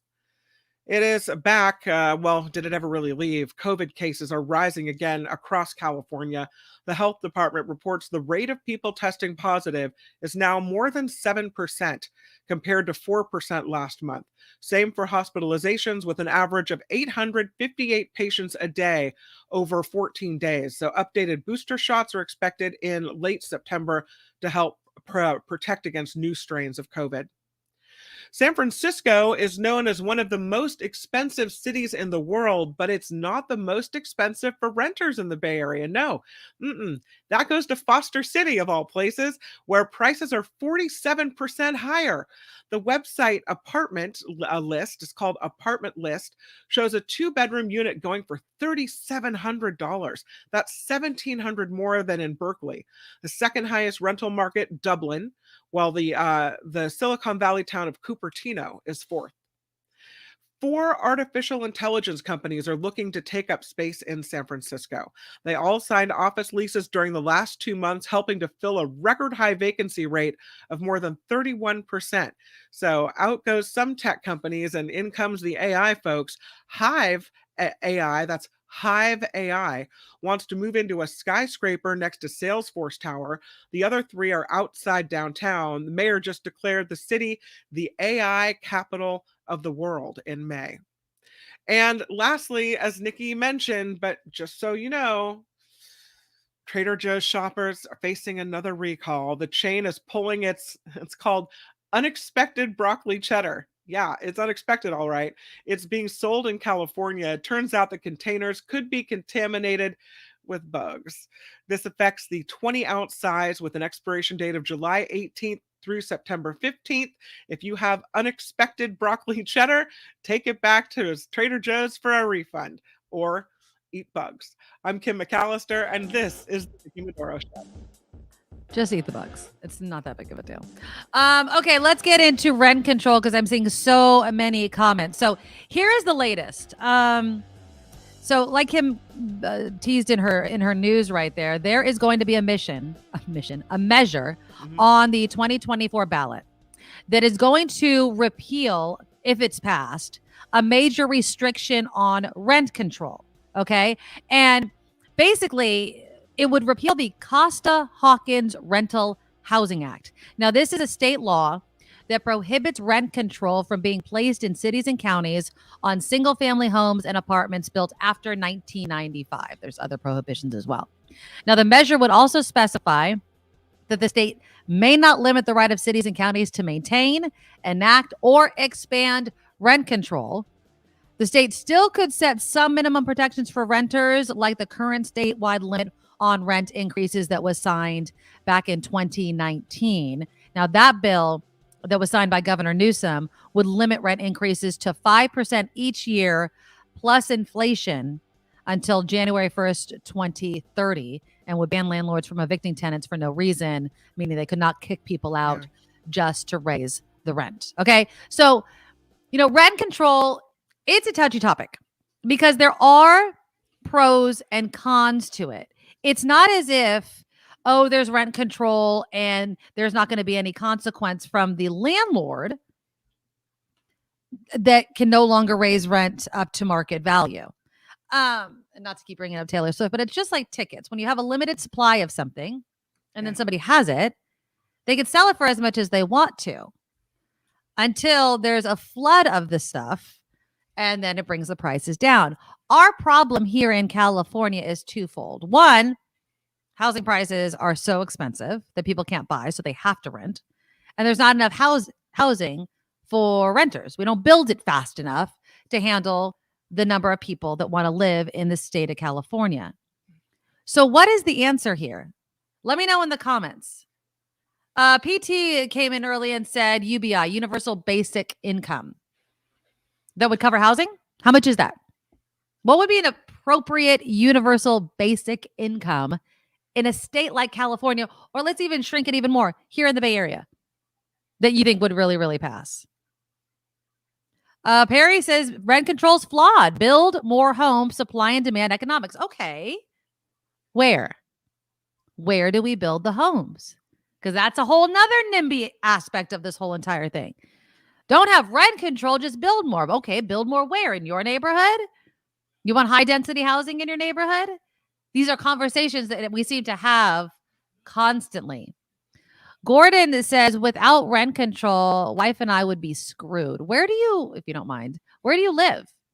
And if you also don't mind, how much do you pay in rent control? And does your landlord maintain the property? Because that's one of the cons of rent control. So here's a situation that can often happen. I'm a landlord. I have to have rent control on my building. Unless, because the rules allow this, unless my tenant moves out, I can upgrade my unit or whatever, Right. and then I could raise the rent on it. Sure. Okay. But that can only happen when the tenant moves out. So then what happens? The landlord drags his or her feet, doing any needed repairs. You have a roach problem. Sorry, we'll get to it. Oh, the appliance don't work. Oh, okay, we'll get to it. And then the tenant just gets so frustrated that they eventually move out.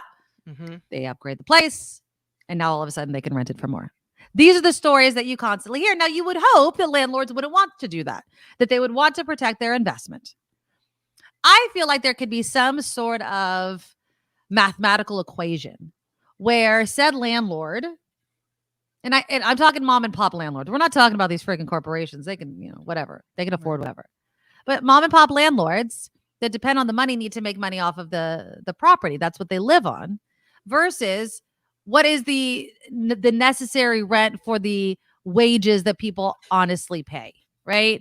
I'm kind of thinking of it at like a Section 8 type of thing. Is the government helps kind of carry the difference of what the person can afford, and the landlord still makes market rent. Does that make sense? Gordon says he lives in Mountain View, $2,800 a month, and it's maintained. Dude, yeah, never move. Never move. That's awesome. In Mountain View, yeah, 2,800 and it's maintained?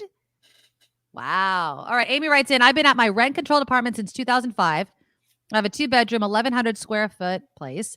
Started at $1,650. It's now $2,050. I love rent control. Mm-hmm. I mean, why? I feel like it could be a blend, right? And I keep going back to Section 8 because it makes sense to me. Also because I have a rental property up in Sacramento, my property manager tells me about all of these things. And so the landlord can make market rent, but the person renting it gets help from the government.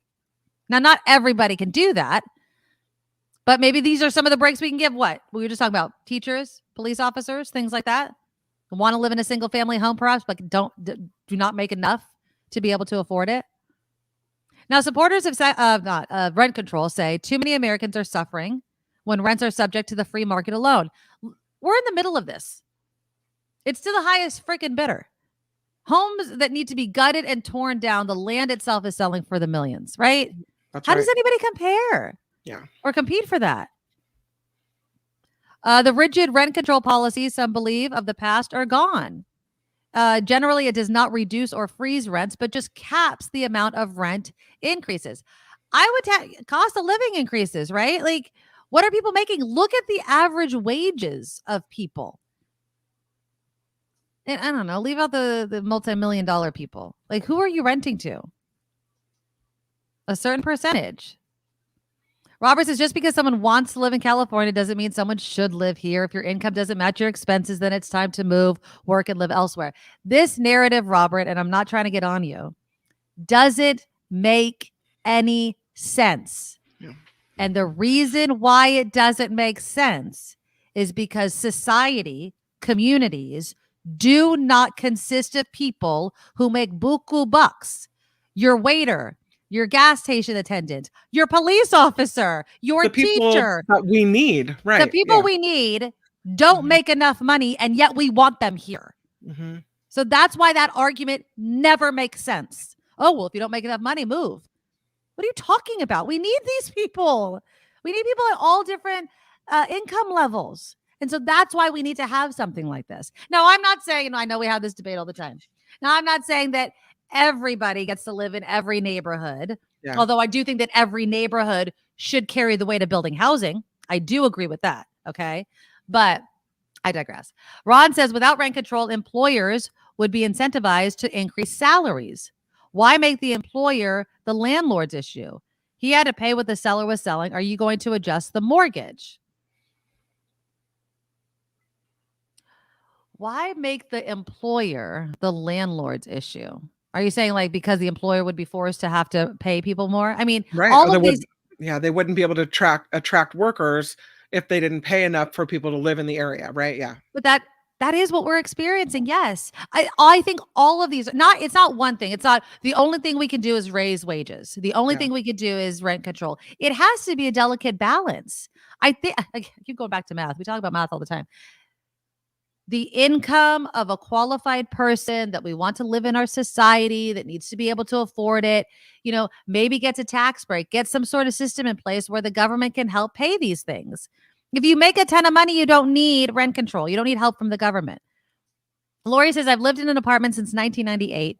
Owner sold the building in 2017 and rent went up $1,000 in 2 years. Ooh. Put a washer and dryers, so also started charging water and garbage, which added another $150 to rent. And no individual meters. Oh, of course not. Everybody has to pay it. So then everybody's using the crap out of it because you got to pay for it anyway, right? Yeah. Beth says, I'm a landlord. I don't raise the rent. Maybe once every 5 years. Long-term tenants are the way to go. Yes. As someone who is still looking for tenants for my rental unit, it is a pain in the butt because you're carrying that mortgage every month. You want somebody that's going to take care of your property. Yeah. If you find good tenants, cut them. Not a deal. Just don't raise their rent. If they're paying every month on time and they can afford it, you think they get a 5% raise every year? That's the thing that bothers me about the whole thing. It was like, well, I could raise it 5% every year. Really? Because your tenant is going to be priced out very, very quickly. I mean, as a landlord, how valuable is it to have someone who pays on time? Exactly. Who takes care of the property, and who's not throwing wild parties and is a consistent, reliable person. Exactly. I would say that's probably worth the price of what would have been a rent increase. Exactly. Me, I mean, of course, the money sounds great, right? Of course. But it's such a freaking hassle to find new tenants. It just is. You just want the money to be consistently in and not have any headaches. SF Tesla said the mayor of San Jose said there are 6 jobs for every 1 dwelling. Wow. We need to build more. We need to build different types of housing. I know that you guys love the look of a single family home, and we have been brainwashed into thinking that that's the image of success, right? You know what the image of success is? A roof over your head, food on the table, and making enough money so that you're not just putting all of it towards that. People need to go, maybe go on a vacation every few years, not have to scrimp and save, not be a car breakdown or a hospital visit away from being bankrupt, right? They want a security there. That's what we need. Wes says, a hint for landlords, look up the previous address of your applicants on Google Street View and see how they take care of the property. Ooh. That's interesting. Yeah, but sometimes the outside doesn't show you what's going on the inside. That's true. You know what I mean? Yeah, because they could have like a gardener and not a housekeeper, right? Like there could be 2 totally different things happening. Gordon says, I got a good raise partly because I told him my rent went up. That's a nice employer. That's a very nice employer. Ron says, I was living in the Bay, but bought a triplex in Sac, made a great bet and improved the property. I was able to double the rent from when I bought it. Now I don't increase rents until they move. Well, good. Yeah. I mean, triplex, that's a good deal if you can afford to buy one. Deidre says, because of our 2 BART stations, El Cerrito has tons of new apartment buildings under construction or just opened. How do you feel about that? I mean, I swear it matters who you talk to sometimes. Some people are like, oh my God, they're building so much. Oh my God, can you believe it? And other people are like, oh, they're building something. I might be able to afford something. I might be able to get into something, right? Although there's some new construction happening not too far away from me. And if you look it up, so I'll get Zillow alerts and stuff like that of new properties. Some of these, it's not even built yet, and it's $3 million. What? $3 million. The drawings look nice. That's insane, though. Who's that for? Who is that for? Not everybody makes enough money to buy a $3 million house. Yeah. Harry said, I had a great landlord. Never more than a 2% increase every year. Took amazing care of the property. I was there for 12 years. 2%, I guess it's not too bad. I would just let the rent stay. Yeah. It just gives people some stability. Kind of treat it like a mortgage. If the landlord's mortgage isn't going up unless, of course, they're refinancing or they pulled money out or I don't know, whatever. But if that's not happening for the landlord, can't they just, And I'm speaking as a landlord, right? It's just if you can get the consistent money in and it's not breaking you, just let people have some stability in their life. I mean, I That's guess all. so what are the landlord's costs, right? They want the rent to probably cover the True. cost of the mortgage and the cost of the property taxes. But what are costs for maintenance and upkeep on a Things property? And if break down. Yeah, as a things break landlord, down, right. eventually you have to, upgrade things and modernize things. So all that costs money too. I don't Mhm. know. Yeah, and I know, I mean, I have a friend who doesn't tell her landlord anything that breaks down because she's afraid that they're going to just be like, okay, well, now I have to raise your Oh, rent because, but you shouldn't have to live in a house. So yeah. my house in Sac, during COVID, especially, thousands of dollars I had to put into the home. We had tree roots growing into our pipes, so there was leaks going on. Oh God. Our dishwasher broke twice, so we had to end up Yeah. replacing it. It was just, and nobody thinks about that. Oh, landlords are just collecting money and just using it. There's a Right. cost. It's on you. Something breaks, it's on you, and Yeah. you have to have the funds and the money to do it. So it's Just not. yesterday we replaced some screens that it's been a while. We hadn't been able to open the windows in the evenings, even on hot days, because the mosquitoes will get in the house because there's Right. tears in the screens. And that's thanks to kids and dogs. Finally, we had them replaced, and it was not cheap. No. Four screens needed to be replaced, and it was Ugh. something like $550, which in the scheme of things, there are more expensive companies. We found a pretty good deal. Right. But my sister-in-law was visiting from San Diego, and she said, "Thank God I'm a renter because, things I don't have to pay for things like that."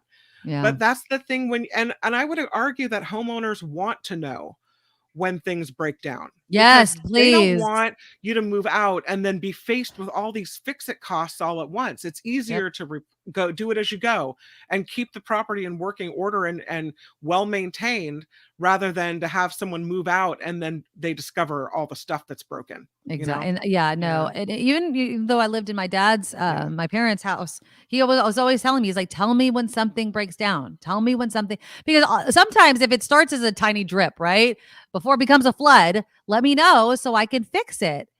Gordon says it has to be high density, build up. Yeah, until people say, oh, it's taking away the charm of my neighborhood. Oh my, look at these. I get it. People love things staying the same. But our communities are not staying the same. And it sucks. I totally understand that it's hard and it's not fun to see, more cars and more traffic and everything like that. Robert responded to my point about, different people at different incomes living in a community. He says he was born in San Francisco, but there's no birthright, obviously, to a town that exists. Robert had to move even with a stable state job. Now I own a home outside of the Bay Area. Life is rough. Yeah, I get it, Robert. I mean, I guess both things are true, right? Yes, there's no birthright. Just because you were born in an area doesn't mean that you get to stay there all your life. I'm happy that so far I've been able to, and my husband and I have been able to afford to stay in the city in which we were born and raised. Not saying that we haven't definitely thought about, where else would we want to live that's not so expensive, because it is expensive.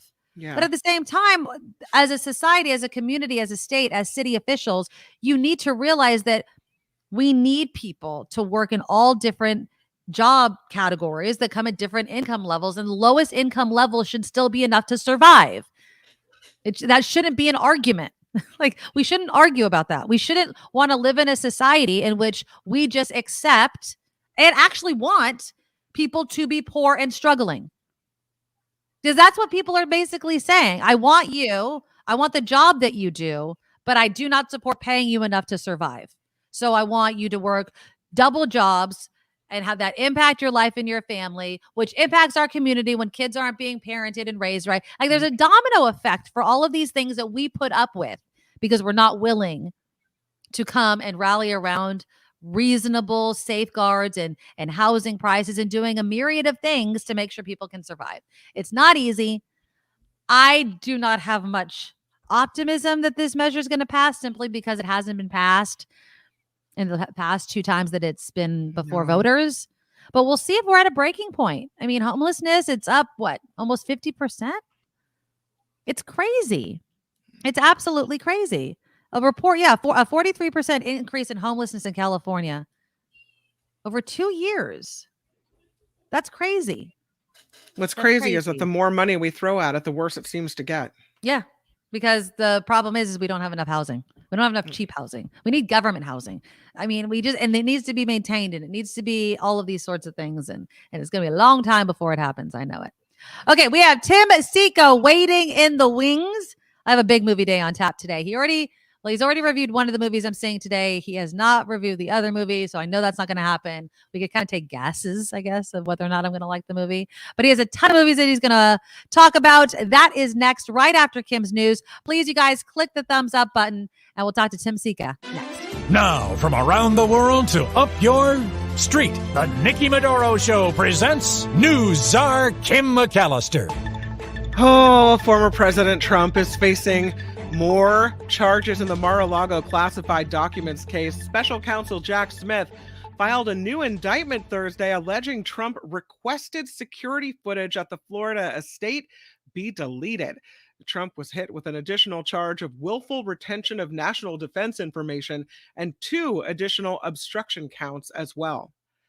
New York City officials still not commenting on the cause of Wednesday's crane fire and collapse in Midtown Manhattan. They are, though, looking into the crane operator and owner. The head of the Department of Building says the crane tower, the building it was working on, and the building that the arm of the crane hit are all now deemed structurally stable. Let's talk about this Bay Area-based story. This is the Napa River cruise. It's dead. No more. Just months after it launched, the Bay Area River cruise is no more. Why? Well, maybe it had something to do with a big fat price tag.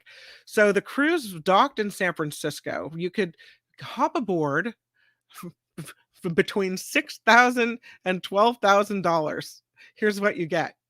A tour, an 8-day river and bay cruise that will take you to the lovely locations of Vallejo, Napa, Stockton, Sacramento, and San Francisco, right?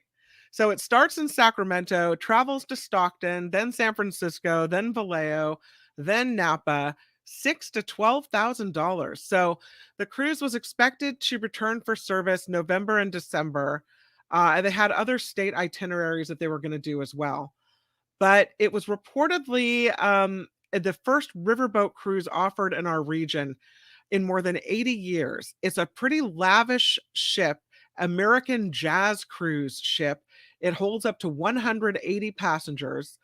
They had problems early on because of a docking agreement not being approved in San Francisco. But I think the price tag. I mean, $6,000 to $12,000 for a cruise to Vallejo, Stockton, Sacramento, and Napa and San Francisco. That seems a little pricey. It's 8 days, but yeah. Well, now it looks like they've pulled all their voyages through 2025, and the Napa Valley River cruise from American Cruise Lines, the website's gone. You can no longer buy tickets, and it looks like it is defunct. So we'll see what ends up happening with it. One of the biggest fights of the year in boxing takes place tomorrow night.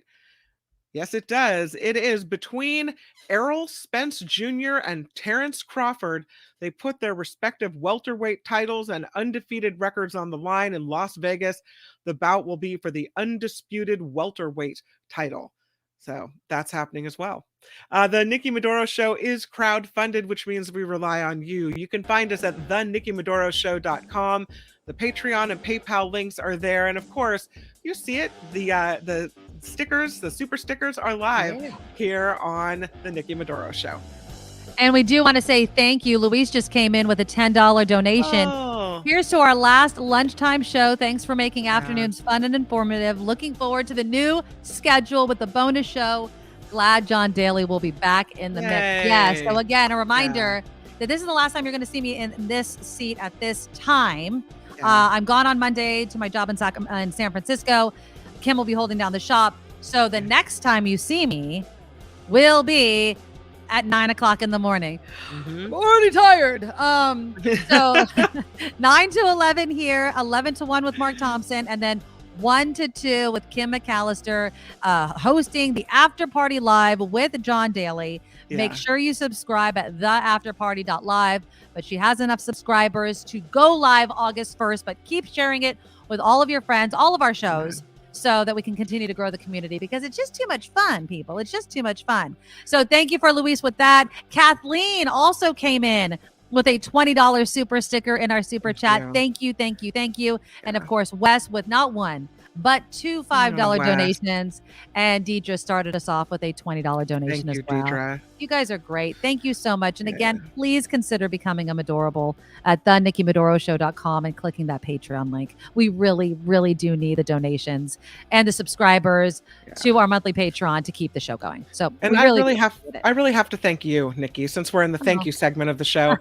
Thank you for helping me get to 1,000 subscribers. I was very happy to do so. And without Mark, it would not have happened. So I'm really grateful. That was really nice of you to push that. So thank you. Of course. I want us all to succeed. I just love the fact that it's like getting popular. Because people are like, maybe a radio station will. Oh, you're having microphone issues again. I don't know why. Darn it, the heck, I don't know what the hell is wrong. I don't know either. Can you hear me now? Now I can. Yes, thank you. All right. Well, you know who else is moving with us to the mornings?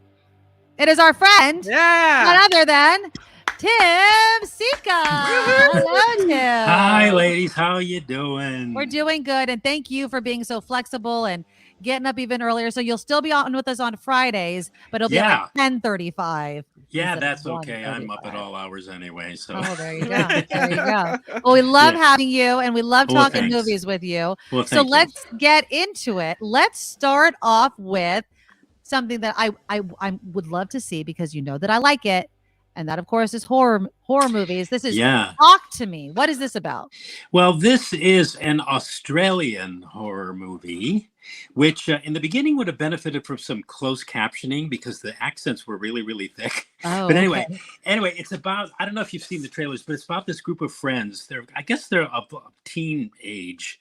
I'm not sure. Their age was unclear to me. But anyway, they figure out how to conjure up these dead spirits that, of course, take them over, using this embalmed hand statue of a psychic that we're told, got lopped off. Her hand got lopped off, or his hand got lopped off. And this is what was sort of the remainder of it. And at least that was the legend. And this ritual they enact at these gatherings, they're like parties. These kids get together and they have a sort of similar to like a truth or dare game you would play. And the way they do it is to grab hold of this hand statue, hold on to it with one of their own hands, and they say to the embalmed hand statue, "Talk to me," followed by, "I'll let you in." And then all horror hell breaks loose. Reminds me of like Bloody Mary. Remember how you used to say Bloody Mary in the mirror or something like that? I don't know if this was good as that, but anyway, it's sort of an okay horror movie, I guess. Though I found it to be, aside from an effective opening. The opening was really scary, and there were also two very graphic head bashing sequences. Okay. Which gorehounds and fans of gross horror are really going to relish. I found it to be dumb. It was stylish, but when the chips were down, it was pretty stupid. The script had some good ideas about grief and maybe the dangers of giving into peer pressure, but they were never really fully developed. The story just kept getting dumber and dumber as it went along, improbable, ridiculous. The ending was worse. It seemed tacked on. And it was weird because everybody involved in this movie, especially the cast, they seemed to really believe in it and appeared to be fully committed to it. And there was a kind of stylishness about it, I have to admit it, but none of it, when you thought about it for a second, made any sense at all. In other words, there was no internal or external logic to this story. And, I kept cracking up that there always seemed to be a pair of scissors laying around when somebody needed to be disposed of. It was like, those scissors are following everyone on the around. floor. Oh yeah, those scissors are on the bookcase. Oh, that pair of scissors is on top of the refrigerator. I mean, I don't even think diehard horror fans are going to find a whole lot that they can sink their teeth into with Talk to Me. But there are, like I said, 2 really graphic, gross head bashing scenes and a nice shocker of an opening, but it all goes downhill from there. I didn't think it was very good. So down. You're like, okay, 0 stars for Tim Sika. For Talk to Me. I prefer to remain silent. Folks. Okay, Thank perfect. You. Okay, now I have not seen Oppenheimer, but this is not Oppenheimer. This is a documentary that has to do. This is not this movie right here, but a documentary about Oppenheimer. Right. We talked about Oppenheimer, Christopher Nolan's dramatic biography of the father of the atomic bomb, J. Robert Oppenheimer, last week on the show. Kim and I did, and I liked Oppenheimer a lot, but I kept thinking during the movie that maybe it might be better enjoyed by viewers who might know a little of the actual history being dramatized.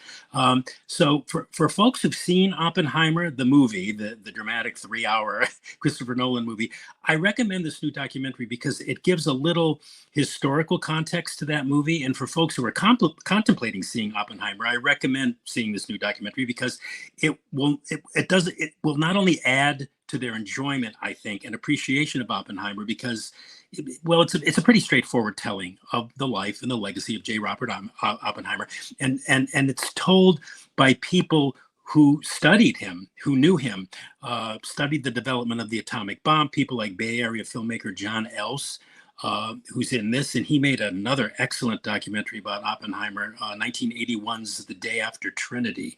If neither one of you have seen that, that's a definite classic documentary. Even it's really, really good. Even Christopher Nolan is in this movie to give his own input. Yeah. So what am I saying? This is not only an excellent documentary in its own right, but it's also an excellent companion piece to Christopher Nolan's Oppenheimer, I guess is what I'm trying to say, because it covers things that have been omitted in the Nolan dramatization of his life. Oppenheimer's sheltered and socially awkward background, for one, how he basically went from obscurity to rock star status. He was on the cover of Time, he was on the cover of Life for having overseen the development of the most violent and destructive weapon in human history. He was the man who technically ended World War II, but this doc shows exactly how he went from hero to pariah, due mostly to the McCarthyism that sprang up in the U.S. after World War II. So it's an excellent documentary worth seeing with or without having seen Oppenheimer, and everything you've ever wanted to know about the man in documentary form. And it's streaming on Peacock exclusively. So. I think I just canceled my Peacock subscription. Did you? Well, it's gonna. I'll have to wait a little. Well, I had to get rid of some of them, Tim. I mean, geez, and I still haven't given in to the Netflix thing. I still am not. It's a blessing and a curse. I don't know. Yeah. Well, this is on Netflix. This next one, they cloned Tyrone. Yeah. What is this? Well, this is some movie and one hell of a, I don't know, different, unique, and very, very funny movie. Oh, good. It's aptly titled because, it's about a government plot to clone Black people in order to keep them subjugated, to control them. And it's a very distinctly African-American kind of sci-fi comedy, I guess you'd call it, about these 3 characters, right? A prostitute, a drug dealer, and a pimp, played by Teyonah Parris, John Boyega, who played Finn in a couple of the newer Star Wars movies, and Jamie Foxx, respectively. And it's about how these 3 characters uncover and expose this government cloning conspiracy to keep the Black population at bay, I guess. It's so funny. It's fast and funny. Funny mostly, I think, because these 3 African-American actors are playing these characters as Black stereotypes. Well, they're obviously written that way. Throwing that in the audience's face, playing these stereotypes for laughs, but also with the kind of like wink contempt. They do all the dialect and the body movements, and they eat fried chicken. And and they use, I don't think I've ever heard the N-word used more in a movie before. Times. It's constantly being flung at us a mile a minute by these African-American characters themselves, which is a bit uncomfortable, but I have to admit, I was roaring with laughter. It's an angry movie, a very justifiably angry movie, which is, it has this like hit you in the face effect. It's a kind of genius script too, that's both comedy, satire, and socio-political statement about what is still a kind of 21st century enslavement of the Black race. It's quite brilliant, superbly acted. And God, what is it about? It's about literally whitewashing Black people into white people. That's what it's about. I mean, and there's so much to unpack. But again, it's so funny that it has this kind of after effect of you really thinking about what it was that you actually just saw and experienced, and you're thinking, geez, should I have laughed at this? I found it so funny. But then there was this, and there was this, there was this. The makers of Barbie could have learned a lot from this movie. The people behind They Cloned Tyrone did it right, unlike Barbie, which was a comic and total mess. But this is an extraordinary comedy. I'm not hearing very much about it.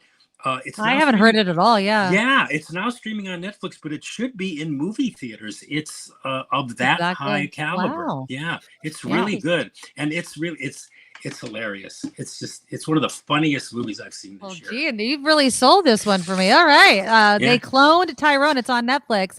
The last one that's on your list is 20 Days in Mariupol. This one obviously dealing with Ukraine. Was it heavy? I'm assuming. Oh man, I mean, speaking of high caliber, 20 Days in Mariupol. It's this devastating documentary that tells the story of the first 20 days of the Russian war against the Ukraine, and it features author, director of the film, and AP journalist Mstislav Chernov, who spent with his colleagues and filmmaking team in the besieged Ukrainian city of Mariupol after the Russian Federation began its invasion of Ukraine in 2022. I'm sure that when this movie is telecast, there will be a warning ahead of it cautioning viewers as to its upsetting content, because this is a really tough movie to watch. It contains a lot of graphic footage of Russia's bombing of a maternity hospital and the killing of innocent civilians, men, of course, but mostly women and little children, babies. But what a movie this is. It's one of the hardest watches ever. It's horrifying, it's shocking, it's heartbreaking, it's sad.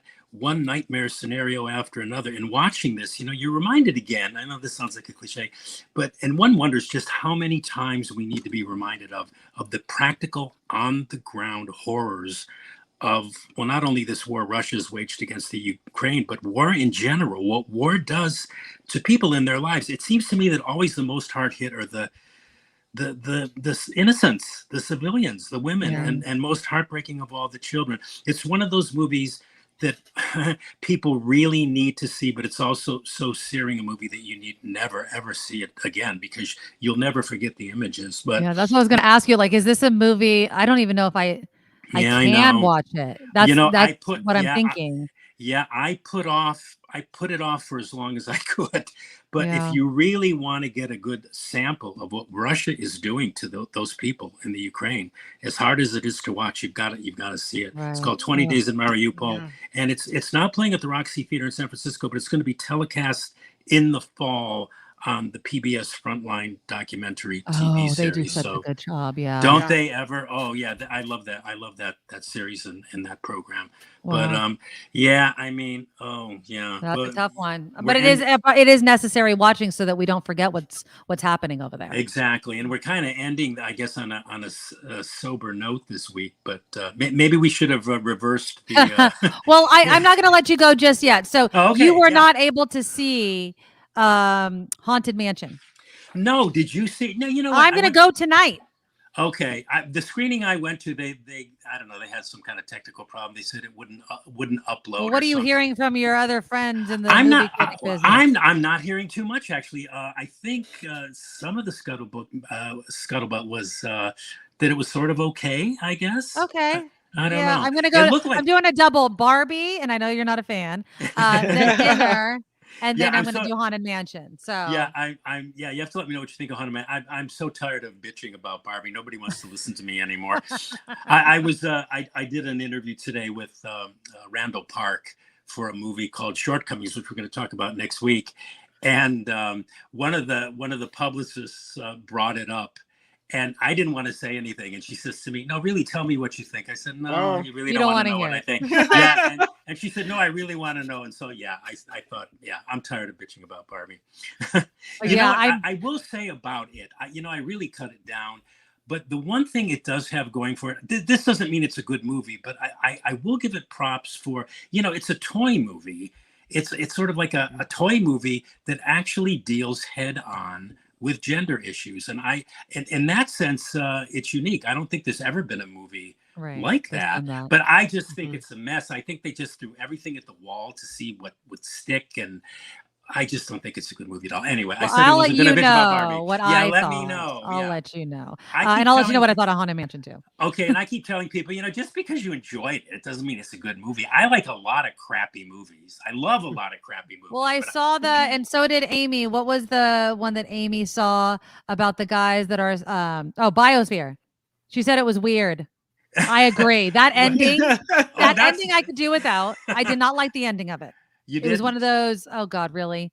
Yeah, it was a bowling ball, right? It was the bowling ball, yeah. Yeah. It was one of those like don't throw up the credits, and then it was like I enjoyed it. I wasn't bored watching Biosphere. Yeah. It was weird. Didn't it creep you out? Creep me out. Ugh. Yeah, it was definitely one of those where like, oh geez Louise. I thought it was good though. The acting was really good. But then with that ending, I did not care for it at all. I don't like those types of endings at all. Well, the movie itself, most of my colleagues are just ragging on it. They're just saying how terrible it is. But I don't know. Maybe it's just my sensibility, or I see too many movies or whatever. But it was different, and it really made me cringe. Yeah, it was definitely a cringy. Definitely, there's a couple of scenes where you're like, oh no. Yeah, and I'm not prepared to say it's maybe necessarily a good movie, but I enjoyed it. I think I was in the mood. I can't imagine like watching that movie high. I mean, that would although really it might have helped me accept the ending a little bit better. Yeah, I would have done that. But I'm not going to give any spoilers away. But Biosphere, if you want a weird movie, that's at the top of the list. That's at the top of the list. So, are you going to be on next Friday? Yeah, no, I'll be here on Friday. So 10:35. Right, but I want to know. I want to know what you thought of Barbie. I'm really interested in your thoughts. I'm excited to see it just because, and I'm going with my son, and so I'm going to ask him too what he thinks of it. So my daughter saw it twice last weekend. And the first time she thought it was weird. She goes, it was different than I expected, but she was expecting the Barbie movies of her youth, like the Barbie mermaid movie or the Barbie rock concert movie. That's what she was going to it. Oh, so she goes, it was weird. It's not what I expected. She goes, it was a lot of grown-up jokes. And then she went to see it a second day. And the second time she saw it with a different friend, she said it was better the second time around. Oh, look at that. Okay. Maybe you have to see it again, Tim. Maybe like you have to sit through it again, Tim. Well, Sika. you know what? Before I vote, I'm in a lot of voting bodies. Before I vote, I will grit my teeth and take a big swig of tequila, and I will watch it again. Yeah. Give Barbie a chance. All right, Tim. Give Barbie a chance. Yeah. We will definitely see you here on Friday next week at 10:35 in the morning when this show moves from 9 to 11. Thank you, Tim. See you next time. I will be having my coffee in my Nikki Medoro mug. Love it. Love it. Okay. Thank you. All right. See you next week. Bye. Bye. Yeah. So don't forget, guys, this is the last one that I'm going to be at. Monday, it's still from noon until 2, but Tuesday, August 1st, next Tuesday, this Tuesday, we'll be moving from 9 until 11. I love Amy. Yeah. I was on the bio movie. And then she said, the ending was so bad. So it was, I did not like it. I do want to address something that Ron wrote real quick. We should schedule a Nikki Medoro Show movie outing. Probably would not want to see the 20-day show though. Well, I don't know about a movie, but you know what I'm going to, Kim McAllister, that I bought tickets to yesterday. Dillette, right? Dillette. I love you, Dillette. I love you, Dillette. I love you, Dillette. Anybody want to go to this with me? Are you ready? Are you ready for it? I'm speaking in Taylor still. Look who is coming to the Ferry Building, the book passage at the Ferry Building on September 14th. Look at that. It's Matthew McConaughey. Matthew McConaughey has a new children's book out. It's called Just Because. And for $22, people, I get to meet and take a picture with Matthew McConaughey. I am beside myself with excitement. So if you guys want to go, I will be here on September 14th at 4:00 at the Book Passage at the Ferry Building in San Francisco. Who's coming with me? Because I am so going. I'm going to have his picture. I'll take this down real quick. I'm going to actually have a picture instead of just his book. I'm going to bring this book with me too. I'm going to see if he could sign it too. This is Green Lights. Yeah. And I'm going to have a picture of me and Matthew McConaughey.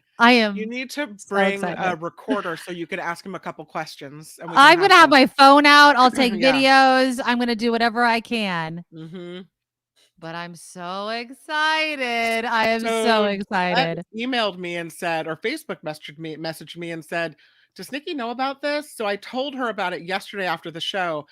At that very moment, she logged on and bought a ticket. Very moment. I don't know if they're going to sell out. I mean, $22. I get the book. It's a children's book, like with all this positive messaging.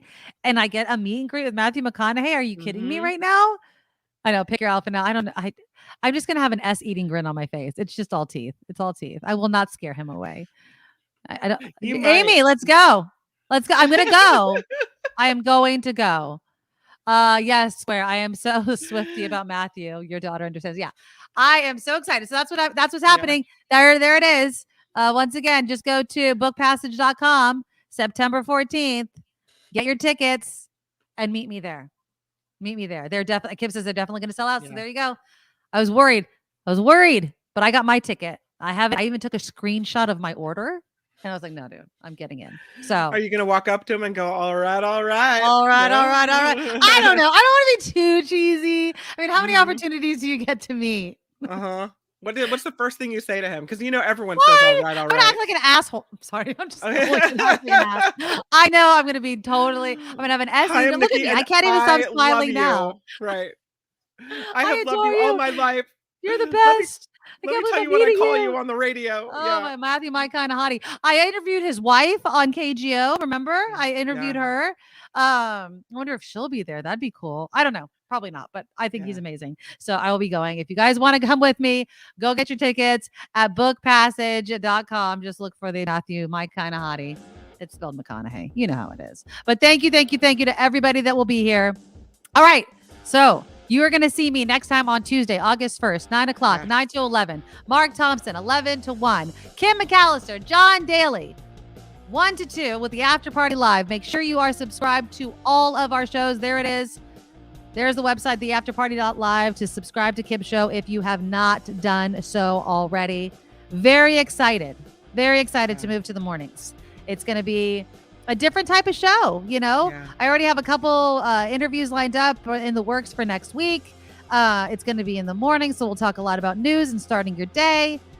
It's going to be different food choices probably on Friday, so we'll have to get creative with that. Also, you guys, make sure you've hit the thumbs up button, and please consider becoming a Medorable at thenikkimedoroshow.com. And please continue to send me. I'm going through them.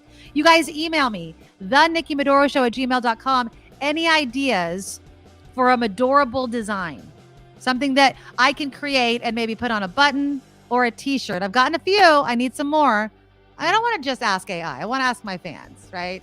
Somebody also suggested having my kids draw something, which would be kind of cool. Yeah. So I'm gonna put them on that task as well, and maybe we'll have a little bit of a poll of the best design or what you guys want. We'll put it on the Patreon so my Medorables can vote on it, and then I'll make some merch for you guys. All right. Okay. Again, I will see you here on Tuesday, August 1st. Kim will be here on Monday, the last day that it's at noon to 2. I love you guys. Until then, have a great weekend. Bye. Nikki, you're all so awesome. You're proud, like a beautiful person. You're also the best. I really can't rest. You're all so awesome. Wow. Okay.